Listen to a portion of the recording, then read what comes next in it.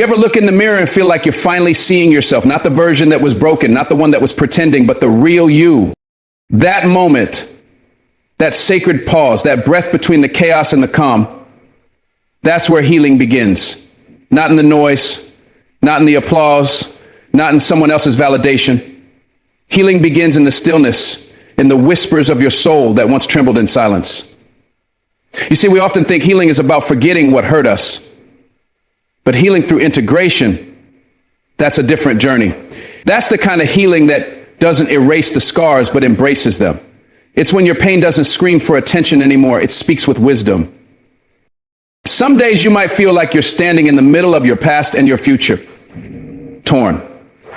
But the truth is, when you begin to integrate, you're no longer fighting your story. You're learning to carry it with grace. You're becoming whole. Not because the world is fixed, but because you've made peace. And if you've ever wondered, am I truly healing? Then listen close.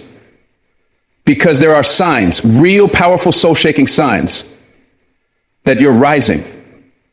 You're not who you were, and that's your power. You know, there was a time when you did everything you could to cover your wounds. You smiled through the pain, laughed when your heart was breaking, nodded when you should have screamed.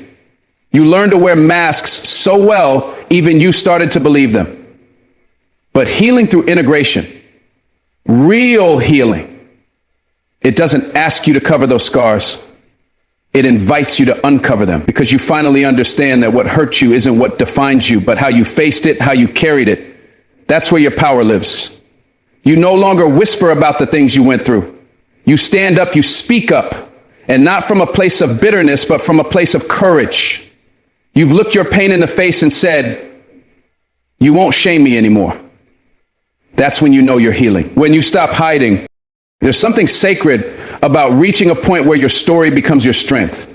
You stop being afraid of your own history. You stop cringing when someone mentions your past. You stop avoiding those parts of you that felt too broken to talk about. Because now you understand those moments were not your end. They were your becoming. Every wound, every heartbreak, every betrayal, it didn't destroy you, it forged you. It built a depth in you that shallow waters can't understand. You wear your scars like armor now, not because you want people to feel sorry for you, but because you want them to see what survival looks like. You've turned your pain into purpose. That's a powerful transformation, and nobody can take that from you. You used to think strength meant pretending nothing ever hurt you. You thought holding it together meant staying silent, pushing through, never letting them see you cry. But now you know, it takes far more strength to be real. To stand in front of the world and say, yes, I've been hurt. Yes, I've fallen, but I got back up. And every time I got back up, I rose with more fire, more truth, more grace. You don't flinch anymore when someone brings up the things you once tried to forget. Because you've done the work. You've gone into the dark corners of your soul and lit candles there. You've faced the parts of you that once begged to be ignored. And instead of running from them, you held them. You listened and you loved them back to life. That's healing. You don't tell your story for attention anymore. You tell it because someone out there is where you once were. Someone is drowning in the same silence that nearly took you out. And if your story can be a life raft, if your voice can remind them that they're not alone, that matters. That's what honoring your wounds looks like. It's not about reliving the past. It's about revealing the strength you found in the ashes. And even if your voice shakes, even if the memories still sting a little, you speak anyway, because hiding no longer serves you. Silence no longer protects you. Truth is your medicine now. There's a moment when you stop seeing your scars as shameful reminders and you start seeing them as proof of your growth. You no longer wish things had been different, because now you realize if life hadn't cracked you open, you wouldn't have discovered the light inside you. If you hadn't been abandoned, you wouldn't have learned how to hold yourself. If you hadn't been broken, you wouldn't have understood the power of rebuilding yourself from the ground up. Your wounds became your teachers. They showed you who was real, who wasn't. They revealed your strength, your resilience, your ability to keep loving even when love betrayed you. You don't just remember what you went through, you carry it with honor. because you survived. And surviving wasn't just about making it through. It was about learning how to breathe again, how to trust again, how to look in the mirror and not see someone damaged, but someone divine. You've stopped trying to be over it, because some things you don't get over. You learn to live with them, and that's okay. Integration means accepting that some parts of you still hurt, but they don't hold you hostage anymore. They don't run the show. You get to write the story now, not your trauma. You're no longer defined by the worst thing that happened to you. You're defined by the way you kept walking even when the path was covered in glass. That's what people can't see when they judge your shine. They weren't there during your storm. Yes. What once made you flinch now makes you stand tall. You don't shrink around your truth anymore. You walk into rooms with your head high, knowing that everything you've been through has prepared you for this moment. You're not afraid to be vulnerable because you know vulnerability is strength, not weakness. You know that every time you tell your truth, you heal a little more.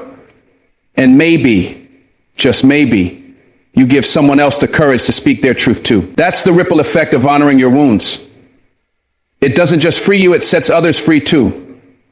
You've learned that pain is part of the process, not a sign you're failing. And healing doesn't mean erasing, it means embracing.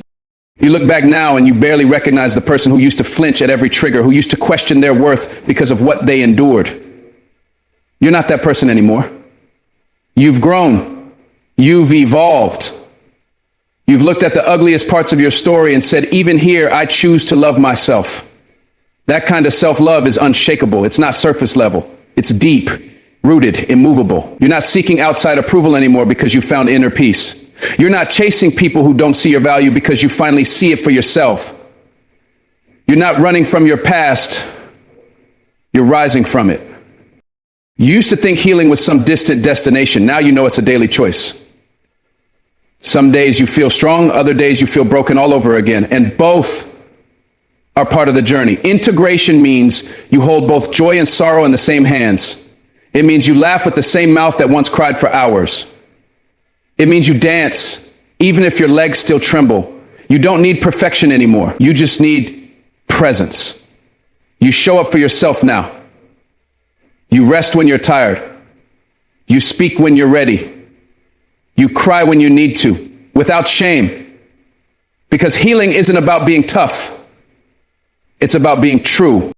And the most beautiful part, you're still becoming. You're not done. There's more life ahead of you, more love, more purpose, more clarity. The fact that you've made it this far, that you're still standing, still hoping, still growing, that says everything. You are not the same person who was once silenced by pain. You are the one who found a voice in the rubble. And that voice, your voice, it matters. Speak it, live it, own it. Because your healing's not a secret to hide. It's a testimony to share. There comes a time in your life when you realize that feeling something deeply doesn't mean you have to drown in it. That moment right there, that's the shift. That's when you know something in you is changing. You used to get caught up in waves of emotion. One disappointment could take your whole spirit down. One angry word could send your heart spiraling. You were a slave to your reactions, a prisoner to your pain. You felt things so hard it broke you in places you didn't even know could crack. But now you sit with it. You breathe through it. You feel it, but you don't let it destroy you. You recognize the storm and still choose not to be swept away. That, my friend, is the power of emotional mastery. Something you didn't even know you were capable of until the pain pushed you there. You see, it's not that the sadness is gone. It still visits, still taps you on the shoulder in quiet moments. The difference is now you don't run from it. You don't numb it, drown it, or throw it on someone else. You listen. You let it speak. You ask it what it came to teach you. You hold space for your grief, your anger, your anxiety, but you don't give them the steering wheel. You learned that your emotions are messengers, not enemies, and that awareness changes everything. You stopped saying, I am angry, and started saying, I feel anger. You stopped saying, I'm broken, and started saying, I'm in pain. You separated your identity from the experience. And with that space came freedom. There was a time when you couldn't trust yourself with your own emotions. You would lash out, shut down, self-sabotage. You would do anything to escape the feelings bubbling inside of you because you didn't know how to hold them. You thought feeling deeply made you weak, but what you didn't realize is that sensitivity is a gift. It just needs guidance. And now you've become the guide. You've learned how to pause before you react. You've learned how to give your heart the grace of silence before you speak from a place of pain. You've learned that sometimes the strongest thing you can do is sit in your discomfort and not let it poison your peace. You don't numb anymore. You don't explode. You reflect. That's emotional strength most people never reach. There are moments when the tears still come out of nowhere. Memories rise, your chest gets heavy and your breath catches, but now you let it come. You don't apologize for your emotions anymore. You don't feel guilty for needing to cry, for feeling deeply, for having soft places inside of you. What changed is the judgment. You stopped judging yourself for feeling. You stopped thinking you had to be robotic just to survive. Now you let your heart break when it needs to because you know it's not permanent. It's release. You let your joy swell when it rises without wondering how long it'll last. You let life move through you. And that flow, that surrender, that's healing. You stopped fighting your own emotional tide. You learned how to swim. You used to think the goal was to never feel pain again.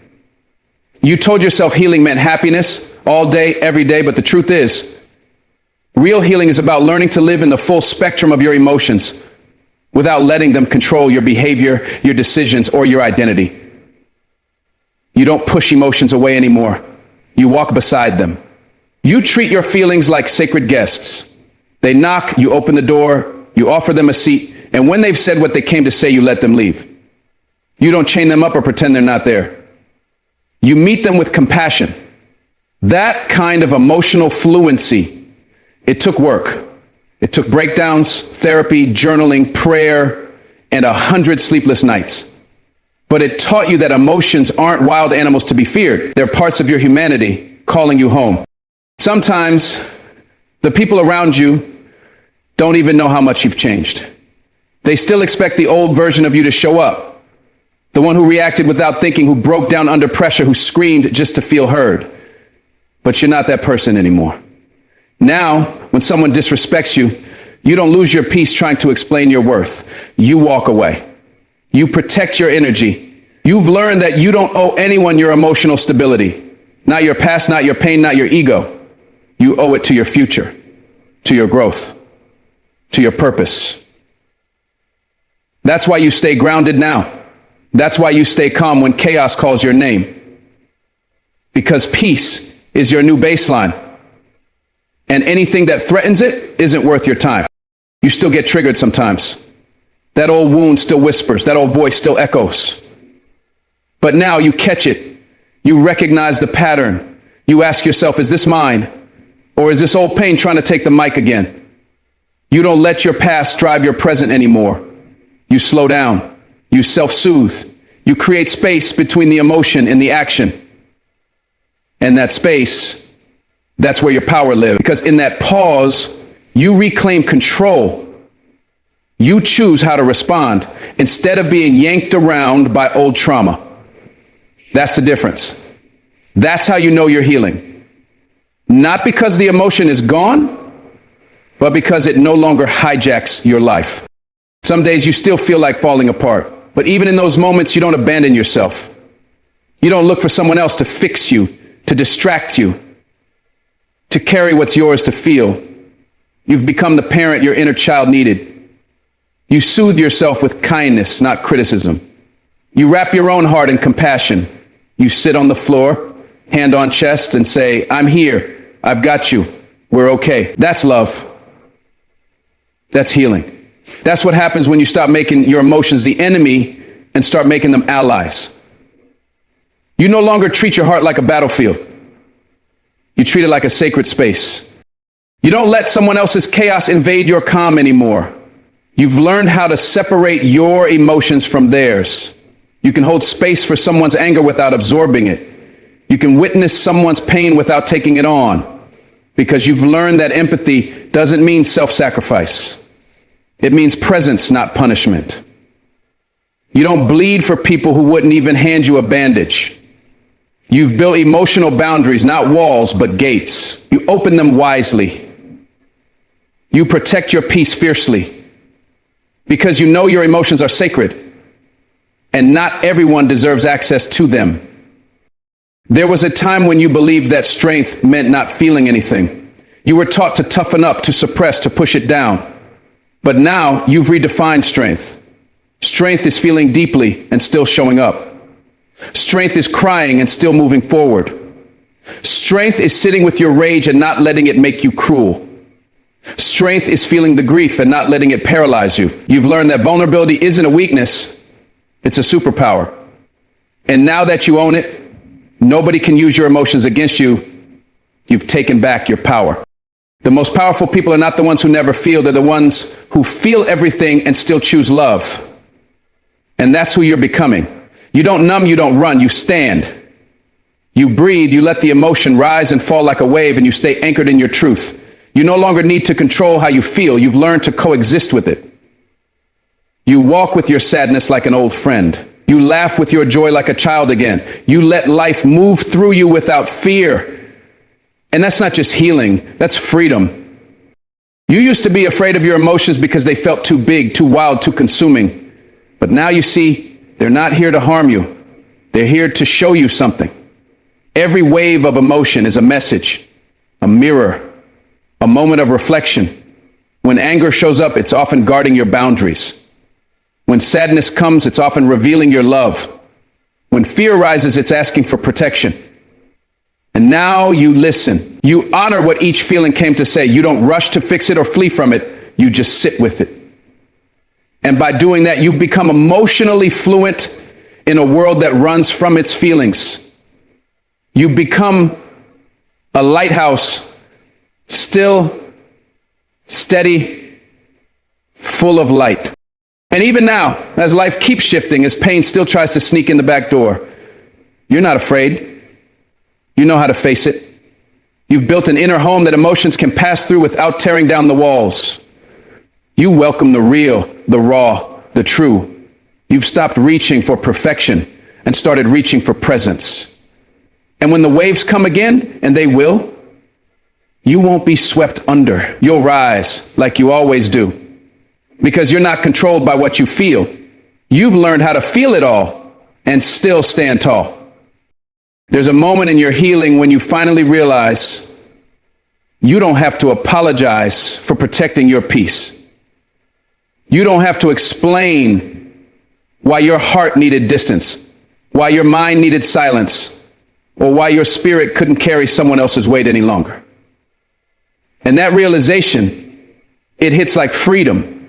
You used to let people overstay their welcome in your life because you were scared of being seen as selfish. You let them cross your lines, drain your energy, and take your kindness for granted because you were conditioned to believe that saying no made you a bad person.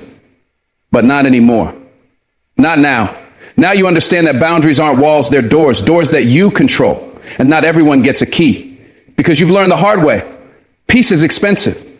And you paid for it with your breakdowns, your sleepless nights, and the version of you that kept putting others before yourself. That's why you protect it now, not with anger, but with clarity. Not with fear, but with love. And if they don't understand that, they were never meant to walk with you in this new season. You remember when you used to feel guilty for needing space, for not replying right away, for canceling plans, for saying, I just can't right now. That guilt sat in your chest like a weight you couldn't shake off. You convinced yourself that your worth came from being available, being helpful, being selfless. But now you know better. Now you understand that you were burning yourself out, trying to keep everyone else warm. You were sacrificing your own mental health just to make sure nobody else was uncomfortable. But healing taught you something powerful. If someone truly loves you, they'll respect your boundaries. They won't guilt you into sacrificing your peace to make them feel better. They won't call you selfish for choosing yourself. That kind of love doesn't control, it honors. And once you tasted that kind of peace, you stopped entertaining anything less. You no longer shrink your needs just to fit someone else's comfort zone. You used to think that being kind meant being available all the time. You said yes when you meant no. You stayed in rooms where your soul was suffocating. You tolerated disrespect and called it patience. You gave people chance after chance, hoping they'd finally see your heart and treat it right. But now you see clearly. You've learned that kindness without boundaries turns into self-betrayal. You can love someone and still say, this is where I draw the line. You can be compassionate and still say, I won't allow this anymore. That's not cruelty, that's maturity. That's healing. That's what happens when you finally understand that your peace, your energy, your emotional safety are not up for negotiation.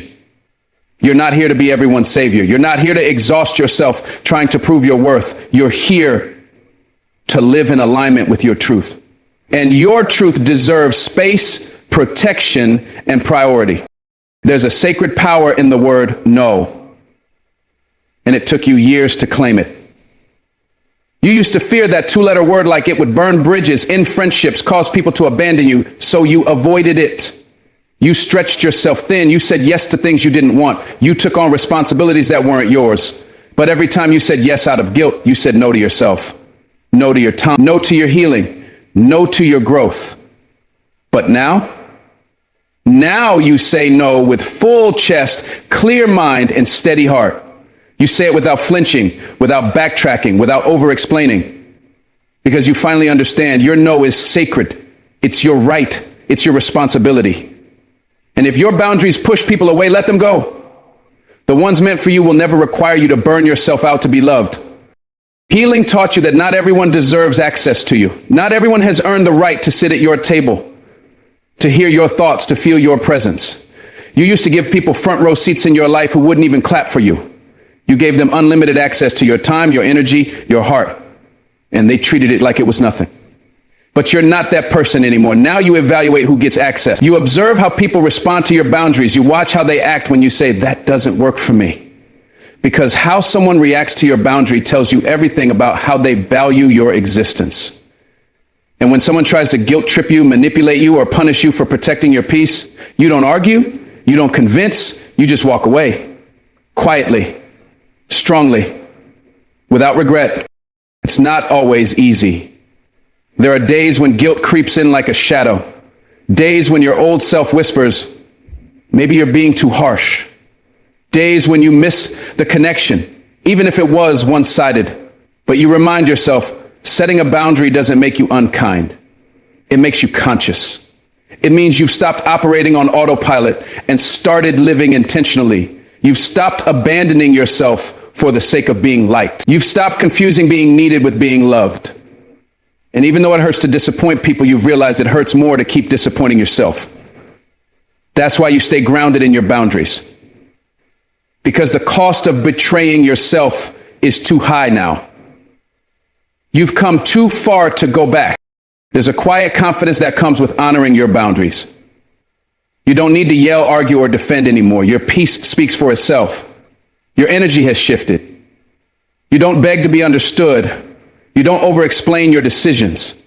You've learned to trust your intuition. You've learned to listen to your body when it tightens in someone's presence. You've learned to walk away from what no longer feels right without needing a reason everyone agrees with. That kind of alignment, it radiates. It protects you from emotional predators. It shields you from people who feed on your people-pleasing tendencies. And most of all, it keeps you rooted in your own truth. That's where your healing lives now, in the quiet, firm decision to choose yourself over and over again without guilt.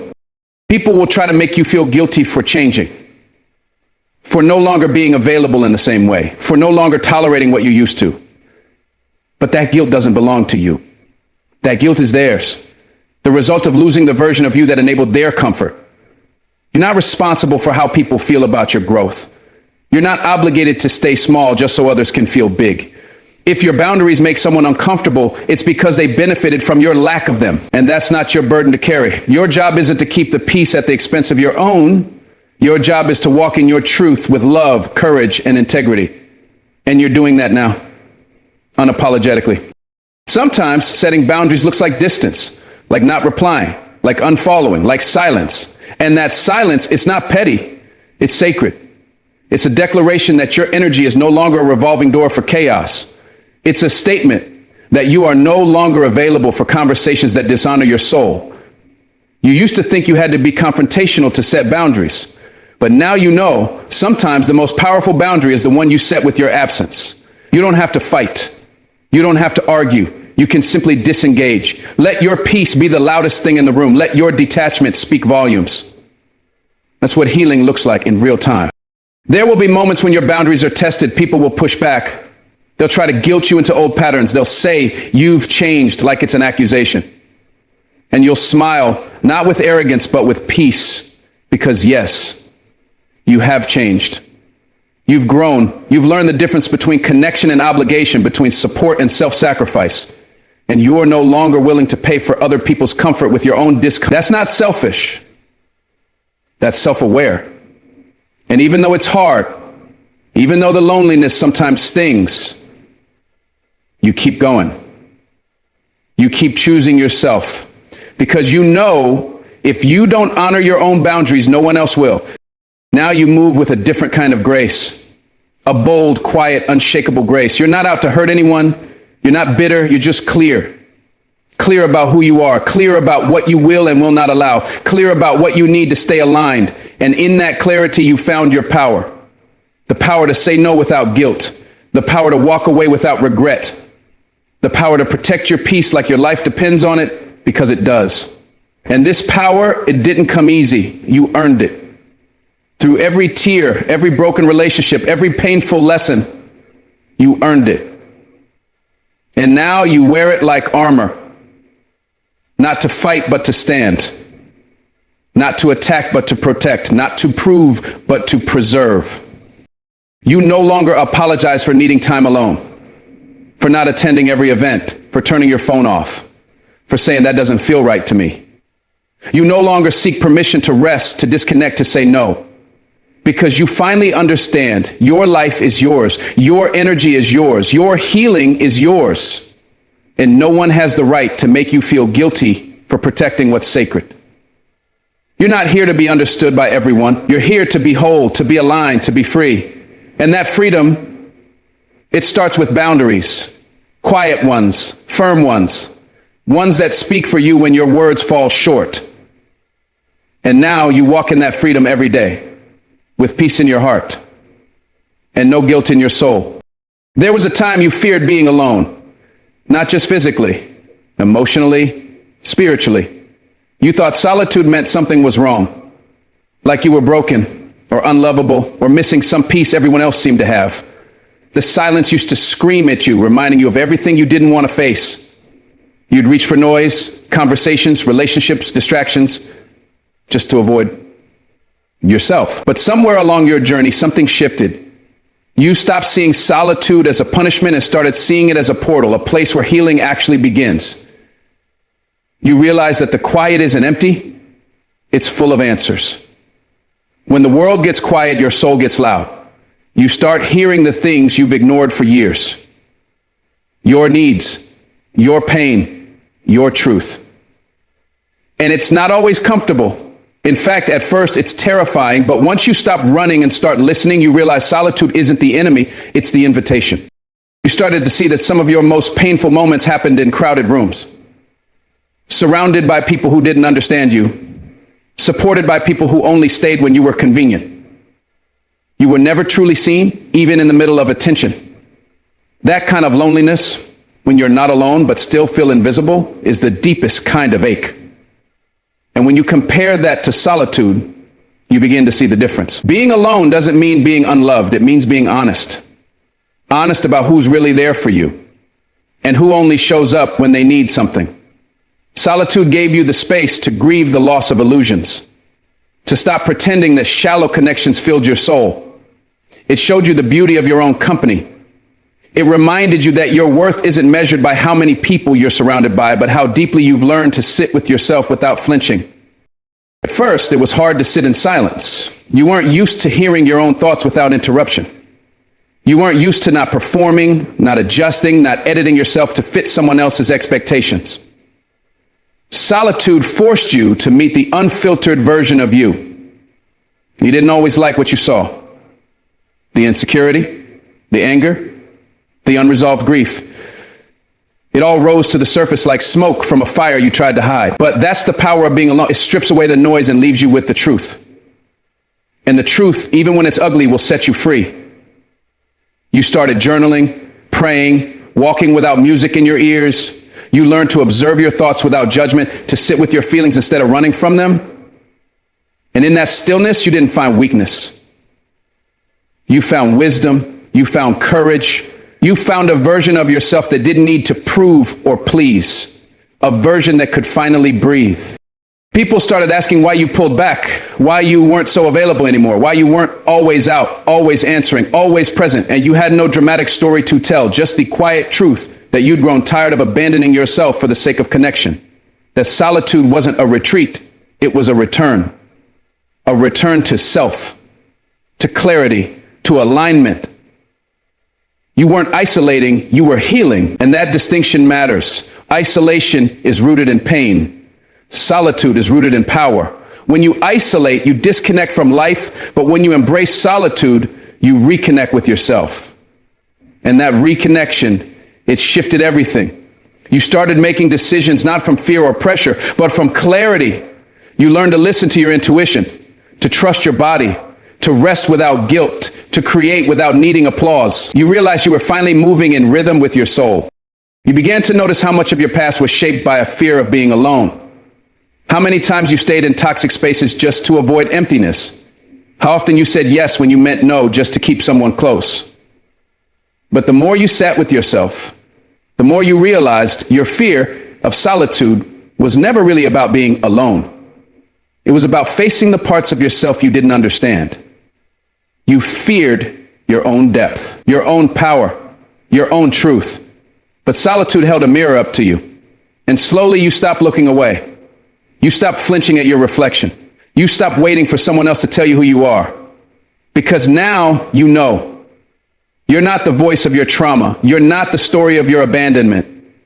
You're the author now. You decide what you carry. And in solitude, you've begun rewriting your narrative. Not for validation, but for liberation. There's something sacred about waking up alone and feeling at peace. No one to impress, no one to manage. Just you, your breath, your space. You make your coffee the way you like it. You sit in the sun a little longer. You read what speaks to you, not what trends dictate. And you realize this is what freedom feels like. Not loneliness, not lack, but fullness. You're not waiting for someone to complete you anymore. You're not putting your joy on hold until someone else shows up. You are the one you were waiting for. And in that realization, you find a power that no one can take from you. You no longer panic in silence. You thrive in it. You no longer chase chaos for company. You choose peace, even if it means walking alone. Because solitude taught you to listen inward, and that voice, your voice, is worth everything. You stop filling your calendar just to feel important. You stop overbooking your time to escape your thoughts. You learn to sit in a quiet room without reaching for your phone. You started noticing the beauty around you. A bird song, a flicker of light on the wall, the rhythm of your own breathing. These moments became sacred, not because they were dramatic, but because they were honest. In solitude, you don't need to perform. You don't need to explain. You just are. And that just being healed something inside you. It reminded you that your worth isn't in your productivity, that your presence is enough, that stillness isn't empty. It's a conversation with your soul. And now you protect your solitude like it's oxygen. Because it is. It's where you hear God, where you hear truth, where you hear yourself. There was a time when silence made you restless. Now it makes you whole. There was a time when being alone felt like rejection. Now it feels like alignment. You're not hiding from the world. You're reconnecting with it on your terms. You walk slower now. You speak with more intention. You don't rush to respond. You pause, you breathe, you reflect. Because solitude slowed you down in the best way. It stripped away the urgency, the pressure, the need to be constantly on. You realized you don't owe everyone access. You don't have to answer every call, attend every event, explain every absence.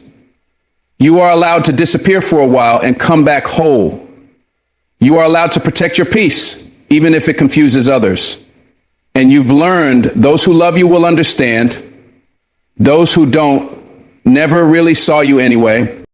In solitude, you discovered your creativity. Ideas started flowing that had been buried under distractions. Dreams you forgot you had started whispering again. You picked up a pen, a paintbrush, a prayer.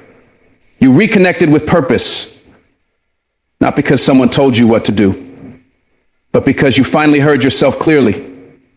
Solitude didn't just give you peace, it gave you vision. It gave you space to dream again without judgment. You no longer needed external validation to believe in your ideas. You believed because you saw what you were capable of in the quiet. You remembered that still waters run deep, and your depth, once hidden behind fear, now became your power source. The silence that once scared you became your sanctuary. And from that place, you began building a life that felt like home. You stopped craving attention. You started valuing intention. You stopped begging to be chosen. You started choosing yourself. And that choice changed everything. Solitude taught you that your value isn't determined by how many people like you, but by how fully you've learned to accept yourself. You looked at your scars and saw strength. You looked at your mistakes and saw lessons. You looked at your solitude and saw healing, not punishment. And now, when someone asks, "Are you lonely?" you smile.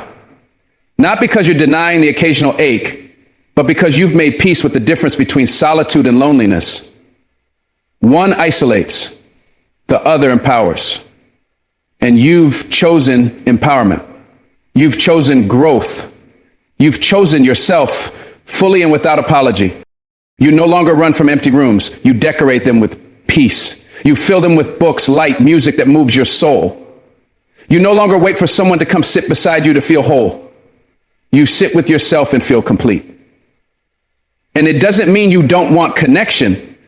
It means you've stopped needing it to feel validated. You want people in your life who add to your joy, not complete it. People who respect your solitude, not resent it. And those kinds of people, they find you when you're no longer afraid of being alone. They find you when your energy speaks for you, when your peace becomes your standard, when your solitude becomes your sanctuary, not your sentence. That's the life you're living now, rooted, aligned, whole.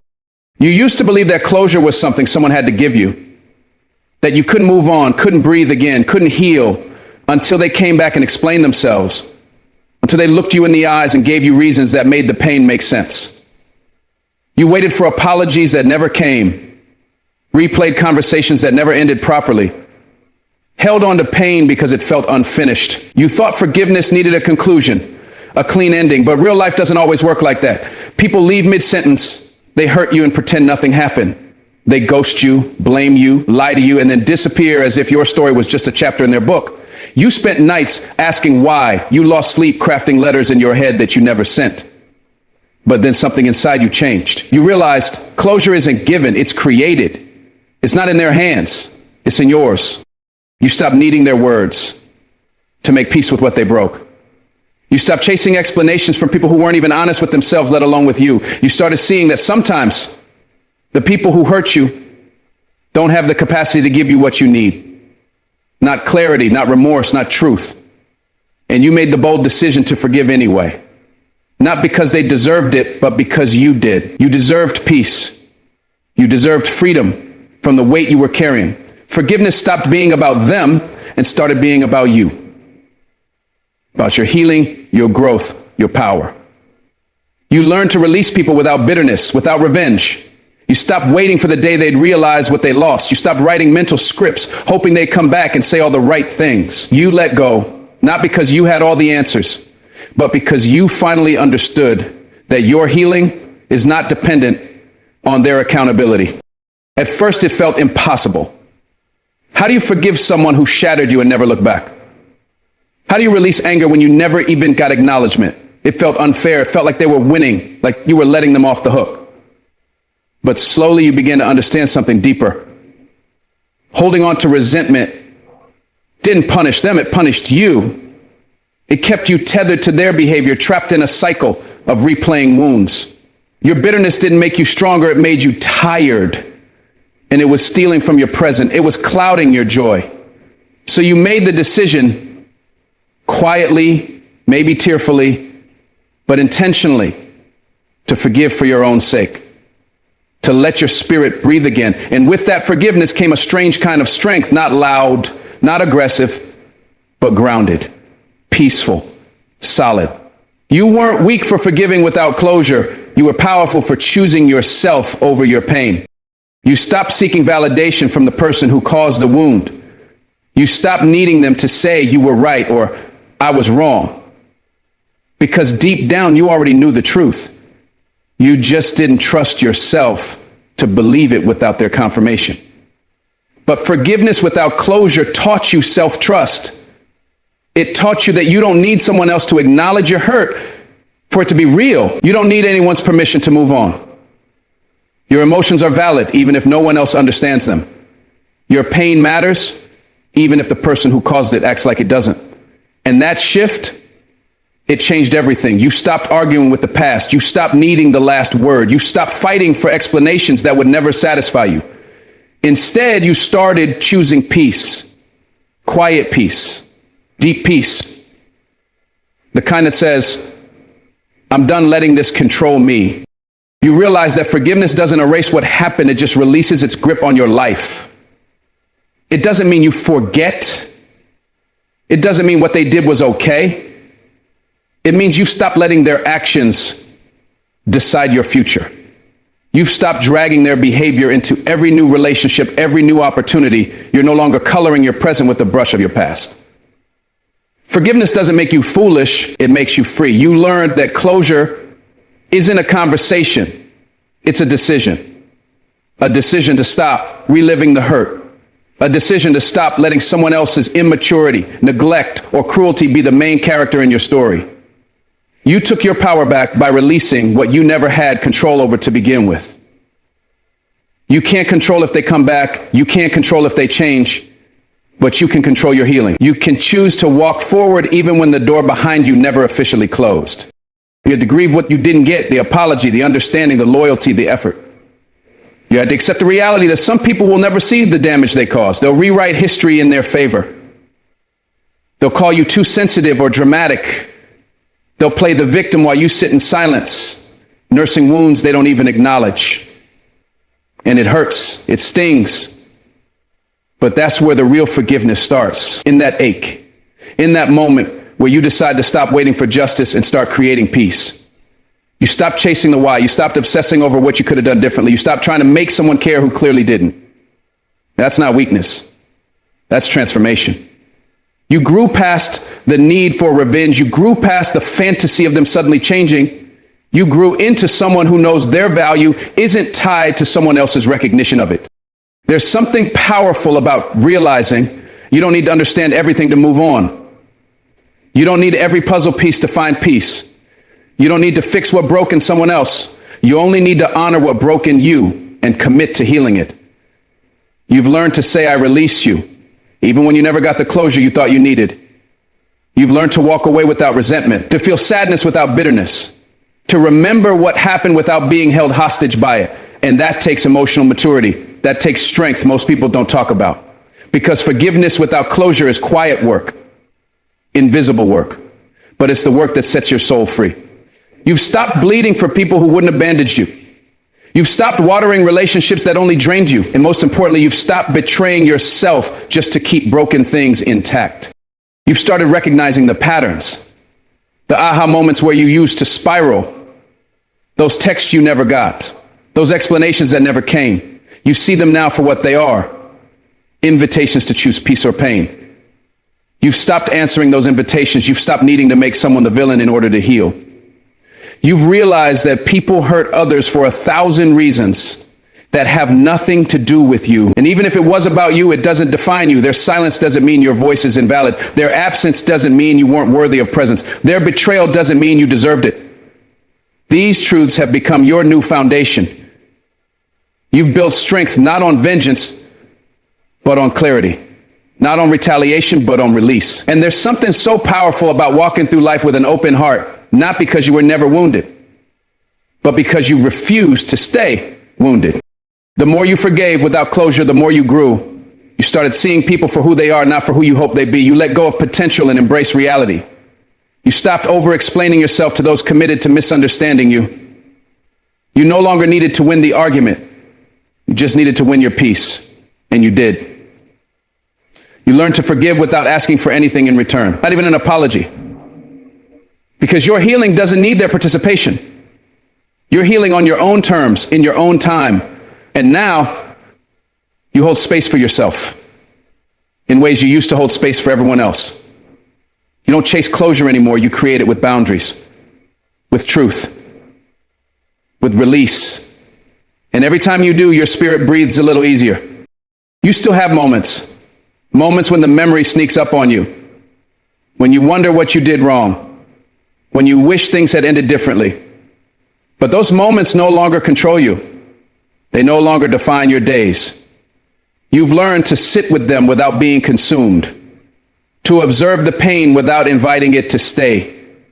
You've learned to give yourself the compassion they never gave you, to speak the words you needed to hear. I'm sorry they hurt you. You didn't deserve that. You are still worthy of love and peace.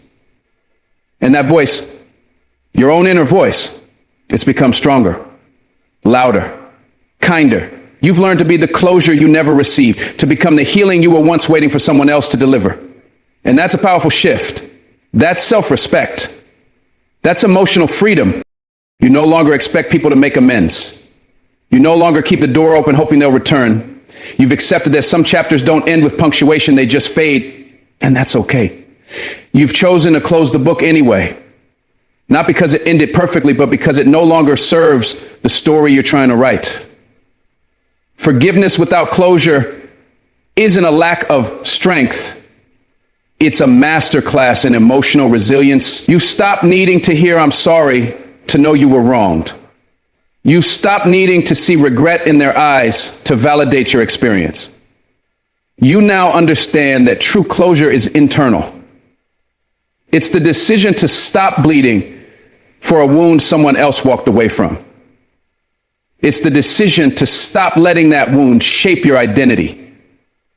And in that decision, you've found your freedom. You've always been taught to look at your past as a blueprint for your future.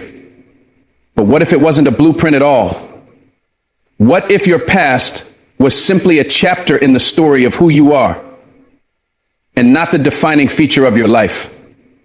Most of us grow up believing that the things that have happened to us, our mistakes, our failures, our pains, are permanent, that they determine who we will become. We feel shackled by memories of past mistakes, lost relationships, and missed opportunities, as if we can't break free from the weight of everything that's come before us.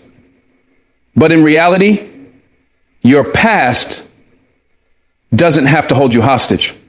The way you choose to view it, whether as a curse or just a chapter, determines the entire trajectory of your life. If you see it as a curse, you'll live with the belief that everything you've been through is something you need to overcome to find happiness. But if you start to see your past as simply a chapter, a part of the story, you open up the possibility that the best chapters of your life are yet to come. There is a freedom that comes with letting go of the burden of your past. It doesn't mean forgetting it. It doesn't mean erasing the hurt or the disappointment. It just means choosing not to let those past moments define you anymore. You are not the mistakes you made, the people who hurt you, or the setbacks you experienced. You are who you are right now in this moment. And the future you are stepping into can be something entirely different from the past you left behind. When you begin to view your past as a chapter, you remove the weight it holds over you. You stop identifying with the struggles and the pain. It's simply a part of your story that's been written, and you're the one who gets to decide how that story continues. You are not bound by what you've been through. In fact, what you've experienced is what makes you unique. Those experiences, whether good or bad, shape your understanding of the world, but they don't have to control how you move through it. They just provide context to who you are. When you embrace your past as a chapter, you stop allowing it to be the judge of your worth. You let go of the shame, the guilt, and the feeling that you're defined by what's happened before. Instead, you realize that who you are today is a person with infinite possibilities. The chapter you're currently living in isn't the end of your book. It's just one section. and you have the power to write the rest of your life however you want. The moment you start seeing your past as a chapter, you stop holding on to regret. You stop asking what if and start asking what's next. Because the future isn't dictated by the mistakes of yesterday. It's shaped by the decisions you make today. Your past may have given you wisdom, but it does not hold you captive. When you begin to look at your life as a series of chapters, you also begin to see that each chapter is meant to teach you something. It's not about being stuck in the past or wishing for things to be different. It's about learning from the experiences that have shaped you. Each chapter is written with a purpose, whether it's to teach you strength, patience, forgiveness, or resilience. These lessons aren't meant to keep you stuck in those painful moments. They're meant to equip you for the future. The more you see your past as a chapter, the less power it has to control your present. And the less power it has to keep you from moving forward. You become less attached to the idea that you need to fix or change what happened in the past. Instead, you accept it for what it is, a chapter that has already been written. The true power lies in how you respond to it. You get to decide how much weight you give it in your life moving forward. When you live as if your past is a chapter, you stop letting it dictate the terms of your happiness. You stop waiting for some mythical moment when everything makes sense. When you finally get the apology, when everything is made right, you take control over your own happiness, choosing to live in the present and look forward to the future. You become the author of your own story. You choose how to shape the next chapter. Each day you are writing the next pages of your life, and those pages are not confined by what came before. When you see your past as a chapter, you stop attaching your identity to the pain. Instead, you begin to see the lessons, the growth, and the person you are becoming because of those experiences. You realize that the experiences that hurt you the most may very well have given you the most valuable lessons. The people who disappointed you, the failures you feared, and the battles you fought, they have all contributed to the person you are today. And that person is stronger, wiser, and more resilient than ever before. You start to understand that your life is a continuous journey, a series of chapters, each contributing to the greater narrative of your life. There's a beauty in knowing that what you've been through does not define where. Every new chapter is an opportunity to change the narrative. The most important chapter of your life has not been written yet, and it's up to you to write it with courage, conviction, and hope. The moment you begin to see your past as just one chapter in your story, you free yourself from the heavy burden of carrying it everywhere you go. You realize that the people who abandon you or let you down no longer have a hold on your life. You stop replaying the mistakes you made or the things you could have done differently. You stop letting the past take away your energy, your peace, and your potential. Instead, you start living with the confidence that your past is just that, a part of who you were, not who you are. This shift in perspective allows you to step into your future with a renewed sense of freedom. You become less afraid of what's next because you know you're not defined by what you've already been through. When you see your past as a chapter, you open yourself up to the possibility of growth and transformation. You stop thinking that what happened yesterday will always haunt you and start believing that today is the day you get to start fresh. This is your story, and you are the author. The way you choose to move forward is up to you. You get to decide whether the next chapter is filled with fear or hope, with limitations or possibilities. You choose. And that choice gives you the power to shape your own future, regardless of what your past may have been. You've learned that your past doesn't define your worth, and neither do the mistakes you've made or the people who let you down. Your value is not in the past, but in your potential to create something new, something better. The past is not a curse, it's just a chapter. And the best chapters are yet to be written.